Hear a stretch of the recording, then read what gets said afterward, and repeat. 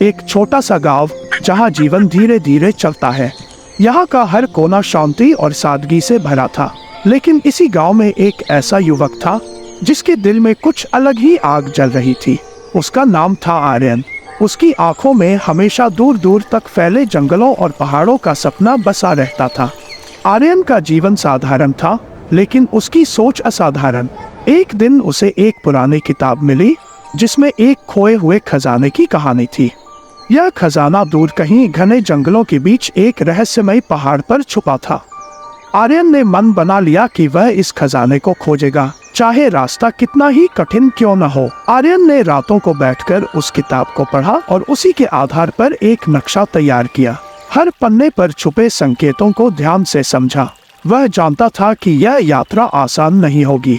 जंगलों की खतरनाक कहानियां गांव में हर किसी ने सुनी थी, लेकिन आर्यन के दिल में डर नहीं था। उसका केवल एक ही लक्ष्य था, खजाने तक पहुंचना। आर्यन ने अपना छोटा सा बैग तैयार किया और अपनी माँ से विदा लेने गया। उसकी माँ चिंतित थी।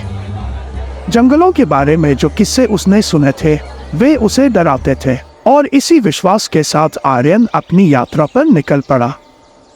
वह अनजान रास्तों पर कदम रख रहा था, लेकिन उसके दिल में जोश और आंखों में उम्मीद थी। जंगल में कदम रखते ही आर्यन को एक अलग ही एहसास हुआ। ऊंचे ऊंचे पेड़ जिनकी छाव में सूरज की रोशनी मुश्किल से पहुंच रही थी। हर तरफ से अजीब आवाजें आ रही थी, जैसे कोई छुपकर उसे देख रहा हो। जंगल जितना खूबसूरत था उतना ही डरावना भी। हर कदम पर ऐसा लगता था जैसे यह जगह उसे कुछ कहने की कोशिश कर रही हो। तभी अचानक एक बाघ की गर्जना गूंज उठी। आर्यन ने मुड़कर देखा तो एक बड़ा बाघ उसके सामने खड़ा था। उसका दिल तेजी से धड़कने लगा। यह उसका पहला सामना था असली खतरे से। लेकिन तभी जंगल में एक जोरदार धमाका हुआ और बाघ भाग खड़ा हुआ। आर्यन की जान बचाने वाला कोई और नहीं, वीर सिंह था, एक अनुभवी वन रक्षक जो जंगल के नियमों को अच्छी तरह जानता था। वीर सिंह ने आर्यन को समझाया कि ये जंगल बहुत खतरनाक है और यहाँ कई लोग खजाने की तलाश में आए, लेकिन कोई वापस नहीं लौटा। वीर सिंह ने आर्यन से कहा कि वह अब भी लौट सकता है, लेकिन आर्यन का इरादा पक्का था। वह किसी भी कीमत पर अपनी यात्रा पूरी करना चाहता था। वीर सिंह ने उसकी जिद और साहस देखकर उसे अपनी मदद देने का फैसला किया। दोनों ने मिलकर आगे की यात्रा की योजना बनाई। कई दिनों की कठिन यात्रा के बाद वे उस रहस्यमय पहाड़ के पास पहुँचे जो किताब में वर्णित था। पहाड़ ऊंचा और धुंध से ढका हुआ था। इसकी चोटी तक पहुंचने का रास्ता बहुत कठिन था। इस पहाड़ के बारे में गांव में कई कहानियां मशहूर थी।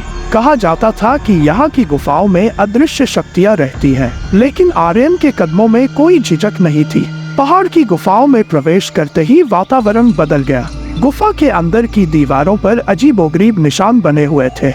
हर कदम पर ऐसा लगता था जैसे कोई अदृश्य ताकत उन्हें देख रही हो। जैसे ही वे गुफा के और अंदर पहुंचे, दीवारें हिलने लगीं और एक बड़ी चट्टान उनके पीछे गिर गई। अब वापसी का रास्ता बंद हो चुका था। उन्हें अब आगे बढ़ना था, चाहे जो भी हो। गुफा के अंदर एक प्राचीन वेदी पर वह खजाना रखा हुआ था जिसकी आर्यन ने कल्पना की थी, लेकिन उसकी रक्षा एक चमकते हुए रहस्यमयी आकृति कर रही थी। वह शक्ति बोली, खजाना वही ले सकता है जो अपने दिल की सच्चाई को पहचान सके। आर्यन कुछ पल के लिए सोचने लगा।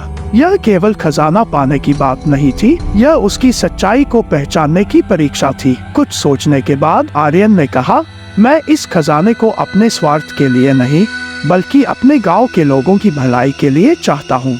आर्यन की सच्चाई ने उस रहस्यमयी शक्ति को संतुष्ट कर दिया। आर्यन और वीर सिंह गांव लौटे और गांव वालों ने उनका स्वागत किया। आर्यन ने खजाना अपने गांव के विकास के लिए समर्पित कर दिया।